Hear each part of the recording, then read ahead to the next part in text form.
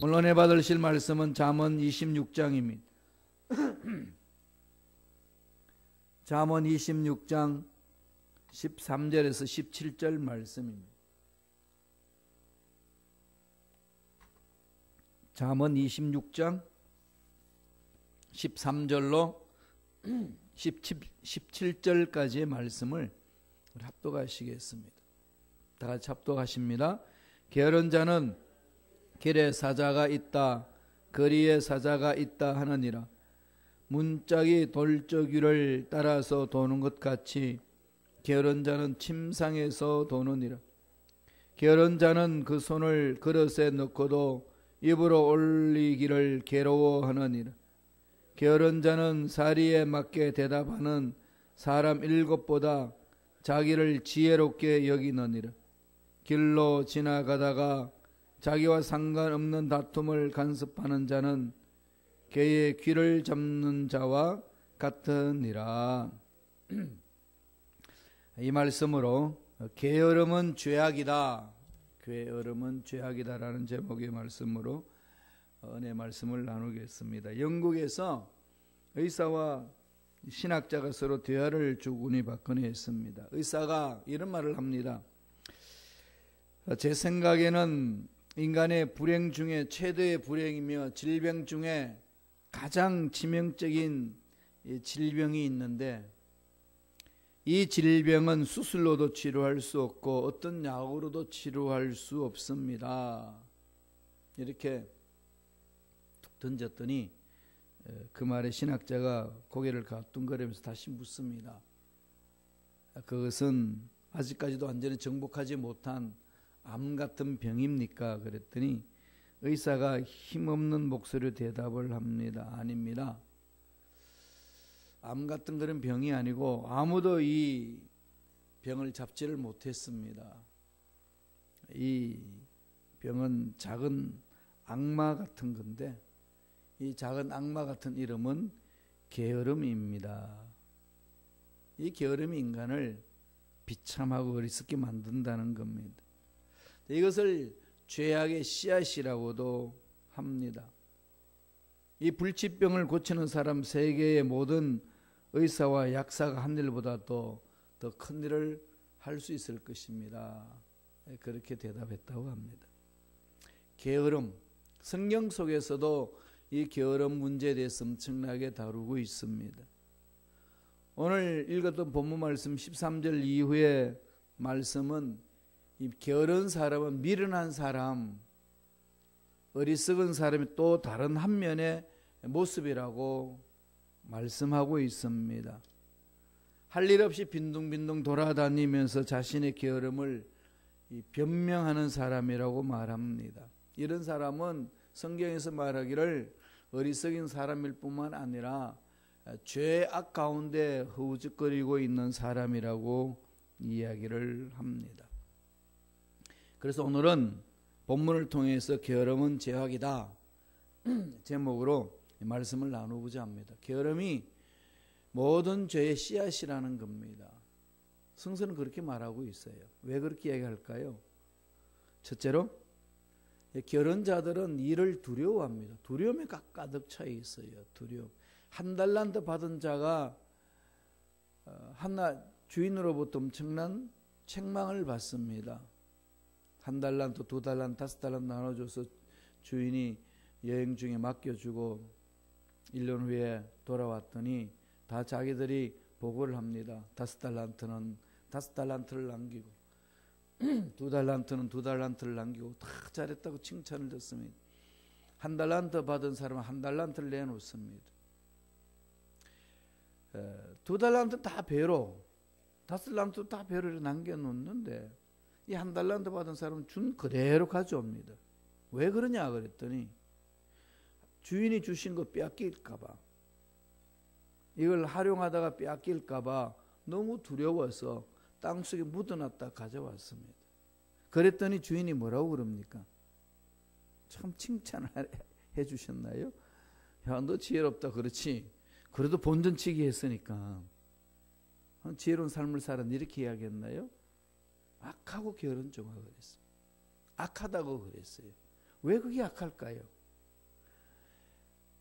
주인의 마음을 알지도 못하고 이 세상이 두려운 겁니다. 실패할까 봐 두렵고 넘어질까 봐 두렵고 망가질까 봐 두려워서 차라리 아무것도 안 하고 준 그대로 가져왔습니다. 이렇게 대답하는 것에 대해서 단호히 책망을 합니다. 곧 그것은 게으름은 하나님이 주신 가능성을 다 파괴시켜 버렸다는 거죠. 하나님이 우리에게 무궁무진한 가능성을 주셨는데 그 가능성을 개발하지 않은 것은 게으름의 소치라는 겁니다. 그것은 게으른 것으로 연약하기 때문에 그렇다라고 말씀하지 않고 악한 종이라고 했습니다. 이거 엄청난 평가 아니겠습니까? 오늘 말씀에도 그 말씀을 합니다. 잠언서 26장 13절 보세요. 다 같이 한 목소리 읽습니다. 게으른 자는 길에 사자가 있다, 거리에 사자가 있다 하느니라. 지금 게으른 자는 뭘 이야기를 하는 거죠? 내가 왜 일을 못하는 줄 아느냐? 두렵다는 겁니다. 그런 사자가 있어 날 잡아먹을 것만 같고 거리에 사자가 있어 잡아먹을 것 같으니까 내가 무엇을 했다가는 낭패당하고 실패하고 넘어질 것 같으니까 차라리 안 하는 게 낫다는 겁니다. 핑계만 된다는 거죠. 근본적으로 게으른 자가 정말로 두려워하는 것은 뭘까요? 일이에요. 일. 하나님이 주신 그 일에 대해서 이 두려움이 있습니다. 올바로 하지 못해서 잘하지 못해서 책망 들을까 봐 두려워하는 겁니다. 그러니까 핑계를 대는 거죠. 일할 수 없는 이유가 있습니다. 길에는 사자가 있습니다. 이 사자는 어저께 봤던 메신저가 아니고 정말 잡아먹는 맹수예요. 나갔다가는 잡아먹힐 것 같다는 거죠. 나갔다가는 잡아먹힐 것 같다는, 차라리 안 나가고 처박혀 있겠습니다. 이것을 가지고 오늘 성경에는 정말로 하나님의 뜻을 모르는 자고 하나님이 기뻐하시는 일이 무엇인지를 모르기 때문에 악하고 죄악 가운데 있는 자라고 이야기를 합니다. 이 말씀을 만판에 잘 새기셔야 돼요. 저와 여러분은 이 세상에 태어난 것은 나를 창조하신 그분 뜻이 있게 태어났습니다. 나를 통해서 하실 일이 있습니다. 그러니까 그것을 할 수 있도록 달란트를 주셨습니다. 그것을 우리는 개발을 해내야 돼요. 그래서 날마다 내가 할 수 있는 일이 무엇인지를 물어보면서 하나님의 지혜와 능력을 구해야 합니다. 그래서 앞날에 막혔던 것들을 뚫고 나갈 수 있는 힘을 얻으셔야 돼요. 그런데 거기에 대한 꿈이 없으면은 변명거리만 찾습니다. 이 상황 속에서 무엇을 한단 말인가? 길에는 사자가 있고 내 앞길에 그 막힘이 있는데 못한다는 겁니다. 그런데 성경에는 이 부분에 대해서 뭐라고 그런 줄 압니까? 사자는 이 낮에 일할 때는 없다. 밤에 어슬렁어슬렁 나와가지고 돌아다니기도 하고 자기가 배고플 잡아먹기도 하지 사람들이 일하는 그곳에는 그것이 없다. 다시 말씀드리면 가상의 두려움이라는 거죠. 하나님을 신뢰하지 못하고 자기의 그 연약함에 빠진 상태의 모습이라는 겁니다. 그런 거 두려움이 앞선다는 거죠. 시편에서는 이렇게 말합니다. 104편 20절에서 23절의 말씀이 다 같이 한번 읽어볼까요? 천천히 읽겠습니다. 주께서 흑암을 지어 밤이 되게 하시니 삼림의 모든 짐승이 기어 나오나이다. 젊은 사자가 그 잡을 것을 쫓아 부르짖으며 그 식물을 하나님께 구하다가 해를 돋으면 물러가서 그 구렐에 눕고 사람은 나와서 노동하며 저녁까지 수고하는도다. 하나님이 이미 예배해 주셨다는 거죠. 일할 수 있도록 예배를 해주셨고 힘을 주셨다는 겁니다. 그러면은 사람들이 해야 될 일은 뭘까요? 하나님이 예배하신 것을 믿고 그냥 도전하는 겁니다. 결과는 하나님 책임져 주시기 때문에 이 일이 잘 된다 안 된다 여기 두려움에 빠져가지고 멈춰버리는 것은 죄악 가운데 죄악이라는 겁니다.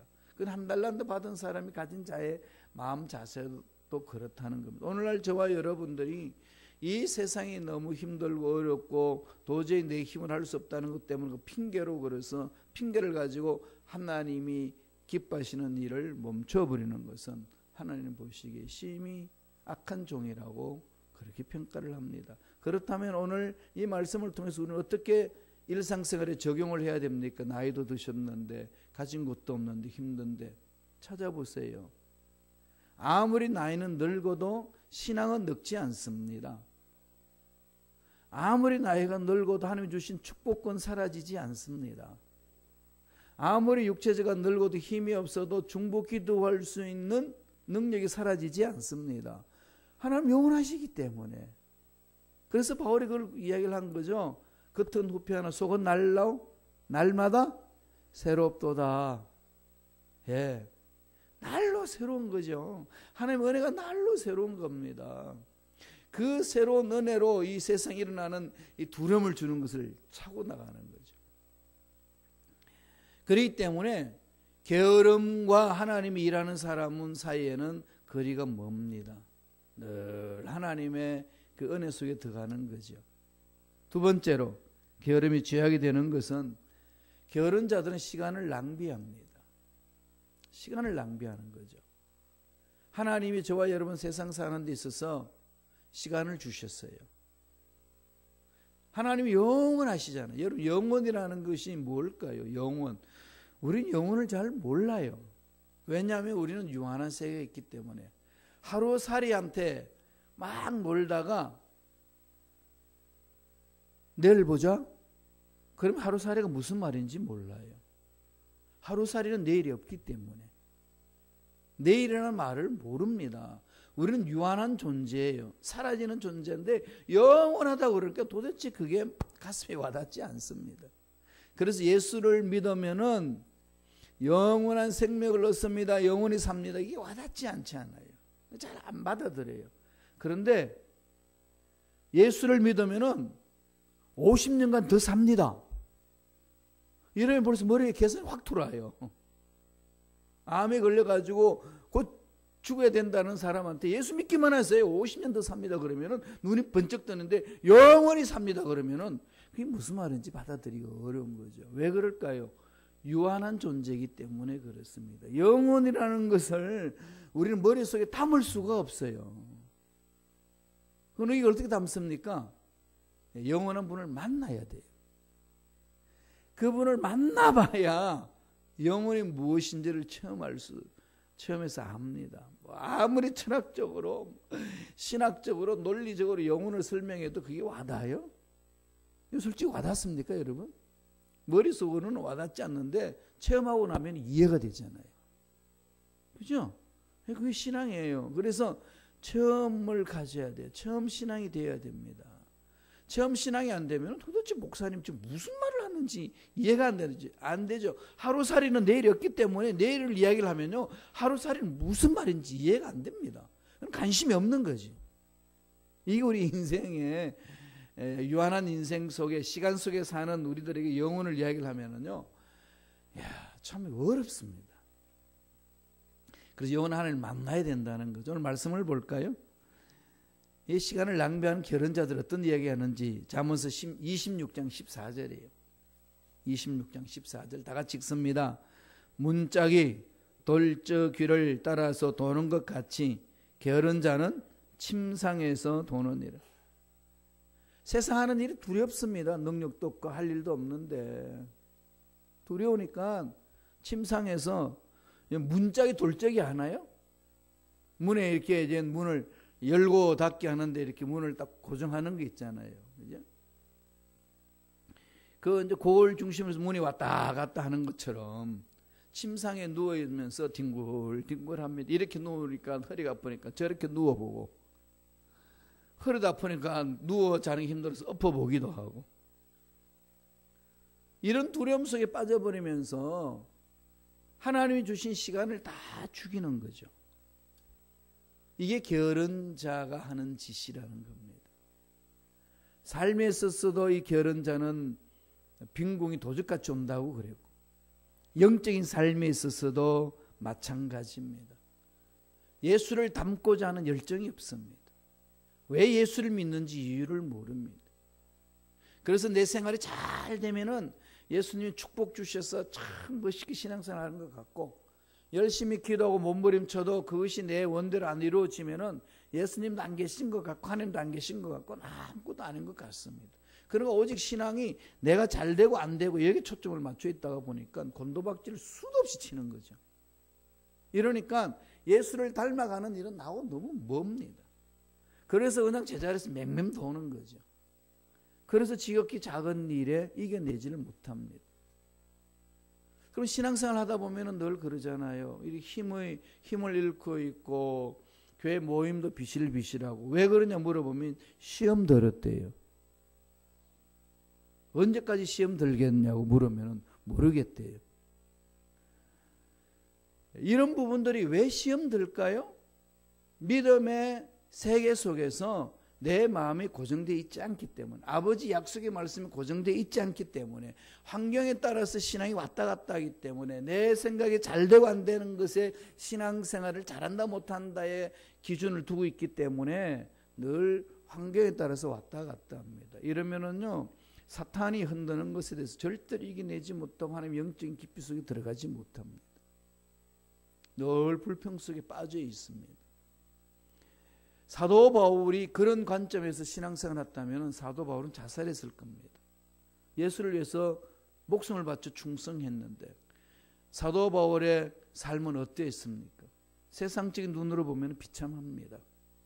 그 좋은 자리 다 내팽개치고, 그 좋은 존경받는 자리 다 내팽개치고, 다메섹 돌상에서 주를 만났다는 그 확신 때문에 주를 따라가는데 가는 곳마다 매 맞고 욕 먹고, 네가 목사냐, 네가 그따위 짓 하면 됐냐, 제대로 말도 잘 못하면서 무슨 사역자냐, 네 병도 못 고치는데 무슨 남의 병을 고치냐, 무슨 능력을 이야기를 하고 있냐. 이게 동족들이 모함을 하지요. 또 이방인들 어떻게 합니까? 잡아가지고 그냥 감옥에 처박아 놓지요. 신세 돌아보면은 한탄할 수밖에 없지 않을까요? 이게 예수 믿은 결과냐? 충분히 고백할 수 있죠. 그러면요, 하나님도 안 계신 것 같고, 하나님도 내 삶에 아무 관계가 없는 것 같고, 차라리 죽는 게 낫겠다. 감옥에서 목매어 죽었을 겁니다.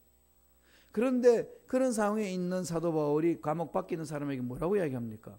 기뻐하라. 자기 마음에는 하나님으로 인해서 기쁨 이루 말할 수 없습니다. 주 안에서 기뻐하라. 주님이 나와 만나주시는 그 감격, 이루 말할 수 없는 그 감동, 감격이 마음속에서 나오니까 편지를 써서 보내는 글 속에 다 담겨 있습니다. 하박국 선지자도 지금 이스라엘 나라가 완전 풍전등합니다. 바벨론한테 완전 멸망받을 수밖에 없는 그런 상황에 있는데 하박국 선지자 뭐라고 그럽니까? 소출이 없어도, 송아지가 없어도 외양간에 나는 기뻐한다는 거죠. 정신병자 아니고는 그럴 수 있나요? 아무것도 모르고 그냥 허허허 웃는 어리석은 인간 같잖아요. 그런데 그 속에 뭐가 담겨 있나요? 야훼로 인하여 기뻐하리라. 신앙의 뿌리는 야훼 하나님이에요. 하나님 뜻이 있는 거죠. 게으른 자는요, 이거 관심 안 갖습니다. 영적으로 게으르면은요, 이런 데 대해서 관심이 없어요. 세상 일이 잘 됐냐 안 됐냐 가다 보니까 늘 육적인 것에 매여 있습니다. 그래서 사도 바울이 로마서 8장 5절에서 7절에 그 말씀을 합니다. 이건 우리 신앙생활을 점검하는 데 중요한 말씀이에요. 다 같이 읽겠습니다. 육신을 쫓는 자는 육신의 일을, 영을 쫓는 자는 영의 일을 생각하나니 육신의 생각은 사망이요 영의 생각은 하나님의 원수가 되나니 이는 하나님의 법에 굴복하지 않을 뿐 아니라 할 수도 없습니다. 우리 영적인 신앙생활이 게을르면요, 아버지 말씀 속에 순종하는 것에 대해서 게을러집니다. 그렇게 되게 되면 그 영적인 깊이를 들어가지 못합니다. 그러니까 육에 속한 사람은 생각하는 것이나 말하는 것이나 행하는 것이 육신에서 벗어나지 못하고 그 자리에서 뱅뱅 돕니다. 문짝이가 돌짝이에 딱 있어가지고 뱅뱅 도는 것처럼, 해전문처럼 고개 딱 박혀가지고 뱅뱅 도는 것처럼 육신에 속한 신앙생활 한다는 사람들은 말하는 것, 생각하는 것, 행하는 것이요 벗어나지 못하고 늘 그 자리에서 똑같은 문제 시험 들고 똑같은 문제에 넘어지고 똑같이 교통고 괴로워하고 똑같이 의심하고 뱅뱅 도는 거예요. 사사기의 내용을 보면 그 내용이 그대로 돌잖아요. 구원시켜 놨더니 잘 살만하니까 죄짓고, 죄지니까 하나님이 형벌을 줍니다. 형벌을 주니까 괴로워서 못해서 부르짖습니다. 하나님이 사사를 보내서 구원시켜 줍니다. 살만해요. 살만하니까 또 다른 짓을 합니다. 또 형벌이 합니다. 이 네 가지 주제가요 사사기 속에 계속 맹맹 앞을 차고 나가지를 못하는 거예요. 여러분 영적 신앙생활 어떻게 하시나요? 어제보다는 오늘 얼마나 예수를 닮아갔고 2017년보다는 2018 올해는 얼마나 여러분 예수를 닮아가는 삶으로 지금 자리매김을 하고 계시나요? 처음에 예수 믿을 때보다 지금 예수 믿는 여러분의 모습은 어떠하시나요? 늘 그래서 돌아봐야 된다는 거죠. 안 그러면은 옛날 습관에 박혀서 벗어나지 못한다. 게으른자, 영적인 게으른자의 수치입니다. 뭐 일상에서 사업에 게으르면 사업이 잘 되나요? 안 되잖아요. 직장에서 게으르면 직장에 승진 안 되잖아요. 하는 일에 대해서 게을러서 잘 되는 일이 어디 있습니까? 다 망가뜨린다는 거죠. 시간을 다 죽여버립니다. 하나님이 주신 시간, 누구나 할 것 없이 하나님 주신 시간이 있어요. 그 시간 양이 차면 하나님 불러주셔요. 하나님 주신 에너지를 다 소진하면 하나님 부르십니다. 주신 에너지, 주신 시간 내에서 우리가 하나님 일을 하는 겁니다. 근데 게으르면은 그냥 침상에서 뒹구는 모습, 그렇게 표현해 나가는 거죠. 영적으로 게을러지면은 40년 전의 신앙생활이나 40년의 지금 신앙생활이나 똑같은 문제 앞에서 고민하고 괴로워하고 성장 성숙이 없습니다. 그걸 말하는 거예요. 죄악이라는 겁니다. 골로새서 3장 9절 10절 한번 볼까요? 다 같이 한 목소리 천천히 읽겠습니다.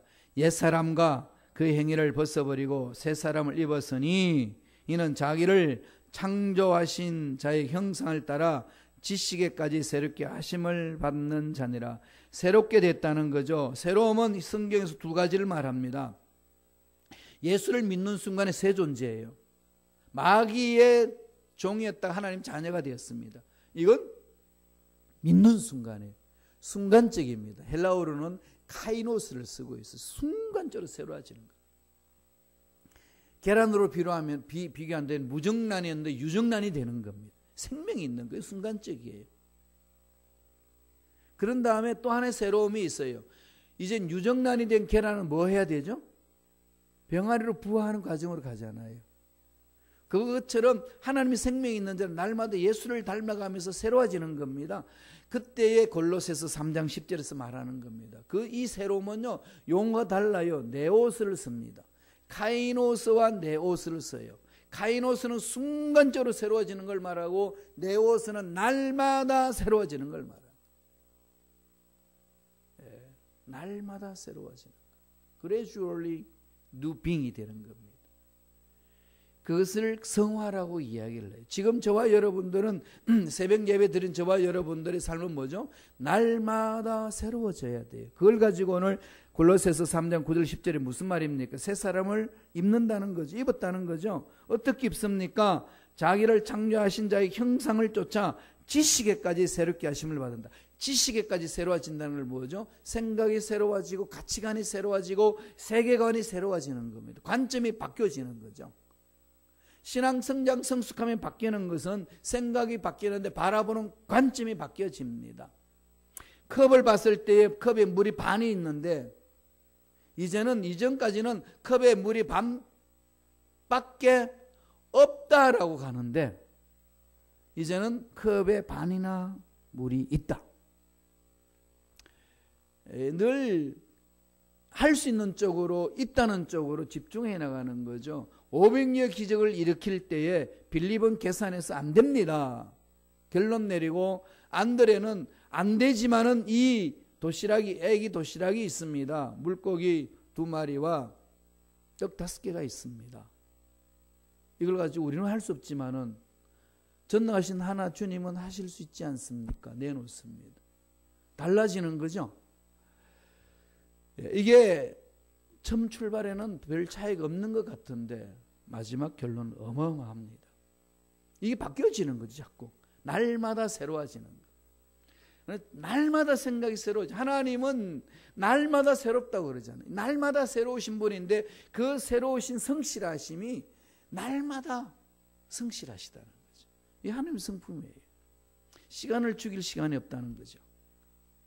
게으른 자는 오늘 본문 25장 15절에 보면은 26장 15절이죠. 25장이 아니고 26장 15절에 보면은 뭐라고 되어 있는지 한번 말씀 좀 읽어볼까요? 게으른 자는 그 손을 그릇에 넣고도 입을 올리기를 괴로워하느니라. 이 과장법을 표현하는 과장법으로 표현한 건데요. 이 축복을 받을 손도 펴지 않는다는 거죠. 다 축복상을 베풀어 놨는데 안 먹는다는 겁니다. 게을러서. 하나님이 다 펼쳐주셨는데 그걸 믿음으로 안 차지한다는 거죠. 천국은 침나는 자의 것이. 예수는 십자가에서 다 이루었다고 그러셨습니다. 믿고 가는 거죠. 과정 속에 힘들 수도 있고 어려움이 있을 수도 있습니다. 그냥 달려가는 겁니다. 믿고. 그게 하나님은 그게 믿음으로 사는 모습이라고 말씀하지 않습니까? 마지막 세 번째로 게으른 자가 죄악 가운데 있다는 것은 교만하기 때문에 그렇습니다. 자만하고 교만하는 거죠. 이만하면 됐다. 잠언서 26장 16절 다 같이 읽겠습니다. 한 목소리 천천히 읽습니다. 게으른 자는 사리에 맞게 대답하는 사람 7보다 자기를 지혜롭게 여기느라. 나 손대지 마. 나 이렇게 살고 갈 거야. 아무리 설득해도 안 먹혀드는 거죠. 왜? 나 이대로 사는데 왜 그래? 이대로 살아왔는데. 그냥 문제도 그냥 뭐 상관하지 않아요. 그냥 그렇게 사는 거지. 뭐 인생에는 따로 있어? 그렇게 사는 거지. 기도는 왜 안 한다고 그랬죠? 교만하기 때문에. 교만하잖아요. 예.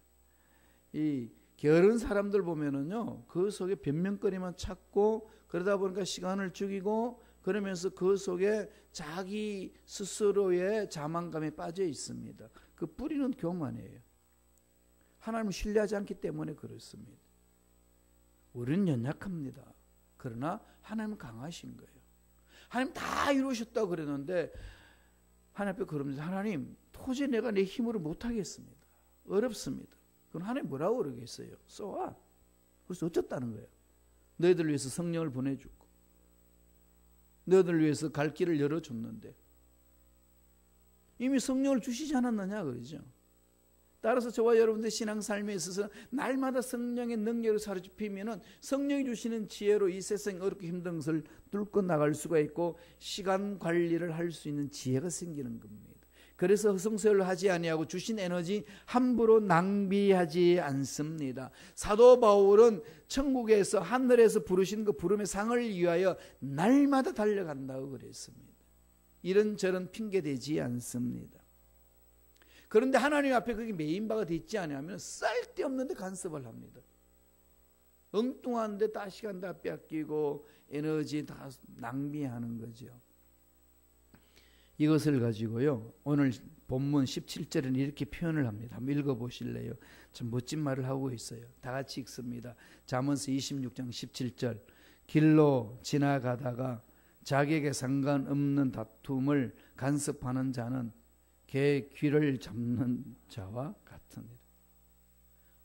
하나님이 주신 비전을 향하여 꿈을 향하여 달려가면은 그 시간 낭비할 시간 없습니다. 자기 에너지 낭비할 시간이 없어요. 그런데 그런 게 없으면은 여기도 기웃, 저기도 기웃. 그렇게 하는 사람은 뭐냐?